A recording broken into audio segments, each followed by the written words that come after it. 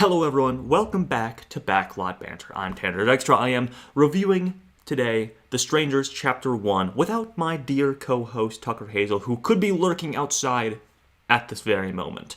But The Strangers Chapter 1 is the third film in the Strangers franchise, and the first in a planned trilogy that is coming out this year. All three movies coming out this year. Actually, the last one might be coming out early next year, but I digress. Before we get into it, though, I want to remind you to subscribe to Backlot Banter, like this video, check that bell down there so you can get notified for all the new movie reviews and movie discussions that we will be putting out. And, if you would be so kind, go ahead and join our Discord server. The link for that is in the description. There you can talk about movies with us, you can talk about video games, you can talk about television or music, or, just how your day's going. We'd love to hear that. So go ahead and join that. So, The Strangers Chapter 1, directed by Rennie Harlan, starring Madeline Petsch and Froy Gutierrez, and a gaggle of other people who I'm not familiar with. I have seen, recently, I might add, both the preceding Strangers movies, The Strangers from 2008 and The Strangers Prey at Night from 2018. Now, I think I have a sort of flipped view of those films than the Strangers fandom, I would say. I thought the first film was okay, and The Strangers Prey at Night I actually like quite a bit, even though it doesn't seem like that is a popular take, I would say. But The Strangers Chapter 1. I was quite excited for this film. I think it sets up an interesting premise, having a trilogy coming out basically all at the same time is very interesting. Something done by Netflix and Fear Street a couple of years ago. I find it a very interesting prospect for storytelling. So does this film deliver on that promise? The first chapter of this planned trilogy? No. I would say that this film, The Strangers Chapter 1, is not very good. I would say it's actually quite dull. But I think sets up a promising Chapter 2 and potentially Chapter 3 as well, depending on where they take this story. But this film, like I said, not very interesting. Madeline Petsch, Froy Gutierrez play our intrepid couple making their way to Portland, Oregon. They have to stop off at some podunk town in the middle of nowhere, Venus, Oregon. And there they meet, if you can believe it, some sketchy townsfolk who don't take too kindly to outsiders. If the premise of this film is sounding a little bit trite, a little bit derivative, that's because it is, and the whole film is like that, not only of other horror films, but of course the Strangers franchise as it stands as a whole right now.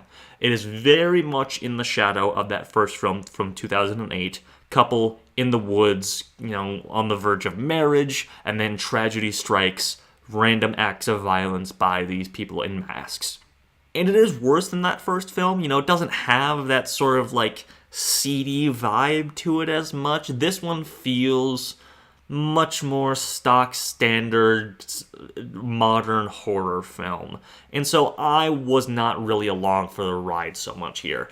Something that you can often rely on from modern horror films, I think especially looking at the Strangers franchise, is a strong female lead, as there are in many horror films. And I think you found that in Liv Tyler, especially in the first film. I think she's pretty solid. Madeline Petsch, I think, is a solid actress. She certainly had to sort of go through the gauntlet of Riverdale a few years ago. But in this, I don't know, there's just not a lot for her to do that's especially interesting. You get your running, you get your screaming, but outside of that, not a whole lot to work with. I mean, she's kind of a nothing character, but again, I think the ending of this film sets up something that'll be quite interesting for her. So, I'll get to spoilers in a moment, but as for, the scares, the kills of The Strangers Chapter 1, again, pretty standard. I mean, The Strangers kind of has this rhythm to it. I mean, you have to sort of match what is set up to be the canon of how these killers operate, which is, knock, knock, knock. Is Tamara home? No, I don't know who that is. 10 minutes of slightly scary stuff passed. Knock, knock, knock. Is Tamara home? No, leave us alone. Get out of here. But we're going to kill you. And then, they break down the door. They bust in the windows. They're swinging axes. And then our characters are often running around in the woods or what have you.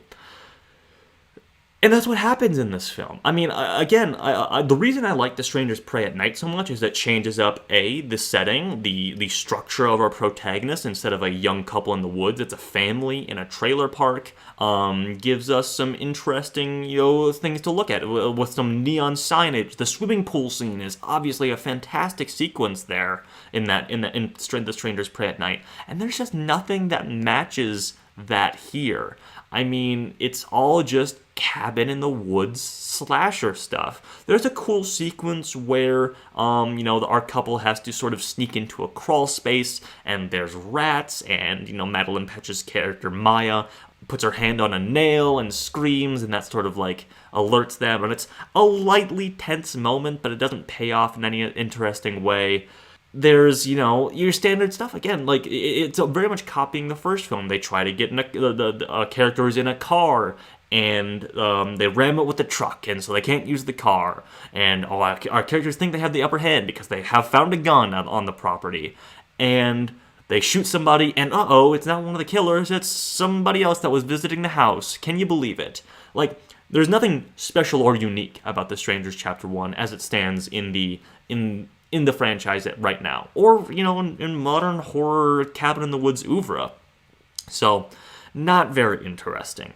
I said I was going to get to spoilers, so here's the ending of the film, and I think what they'll do going into chapters 2 and 3.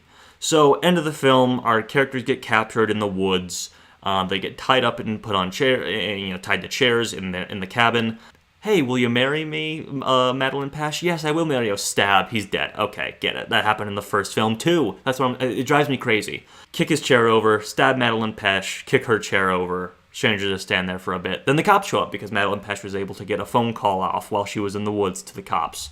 Hard cut 2. Madeline Petsch. In the hospital bed, she is alive, she is well, and that is the promise, the to be continued into Chapter 2. Now, here's where I think they're going to go with The Strangers Chapter 2. I think, with all of our characters that get somewhat introduced at the beginning of this film, they're all just sort of vaguely creepy. I think it's going to be a cool sort of Madeline Petsch goes back and has to do kind of a whodunit to find the 3 killers, essentially, which I think is going to be super cool, and I think will give Madeline Petsch some cool stuff to work with that has not been done in many horror films, unlike the premise of this one. I think that sounds super interesting. But just the first step of this does not inspire me with a lot of confidence. You can set up this whole narrative, still harken back to the original, while giving us some unique stuff. That's exactly what The Strangers Prey at Night did. If The Strangers Prey at Night was the first step in a planned trilogy, I would be much, much more excited about the prospect of this. Just because I've seen the creative chops, the sort of horror chops of that director, and Renny Harlin, as storied of a director as he is in Hollywood, the director of Die Hard 2 and The Long Kiss Goodnight and Deep Blue Sea. Deep Blue Sea is not exactly a beloved film, but I digress. It doesn't inspire me with a lot of confidence there.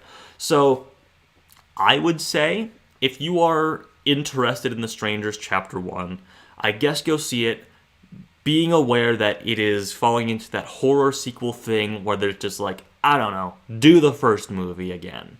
With the promise of potentially some interesting stuff. We'll have to wait on the marketing material for that. Those other films don't even have a hard set release date, so we have no clue when they're coming out.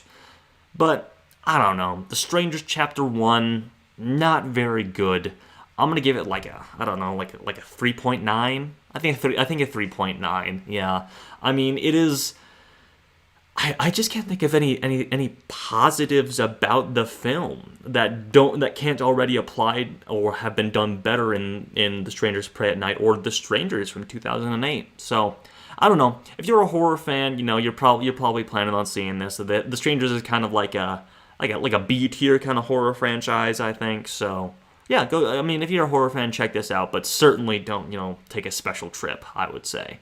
This one will be on streaming at some point. This is, the Strangers franchise is good to kind of watch in your house at night. It adds a little bit of added suspense to it. It's you turn all the lights off. It's dark outside. The Strangers outside my house. I think it's cool from that standpoint. So one of the few times I would say, hey, maybe wait till this one you can watch at home. I'm certainly not asking you to go spend $10, $12 on this. So thank you so much for watching. We will be, of course, reviewing The Strangers Chapters 2 and 3 when they come out, along with any other horror films, any other major film releases coming out soon. So stay tuned.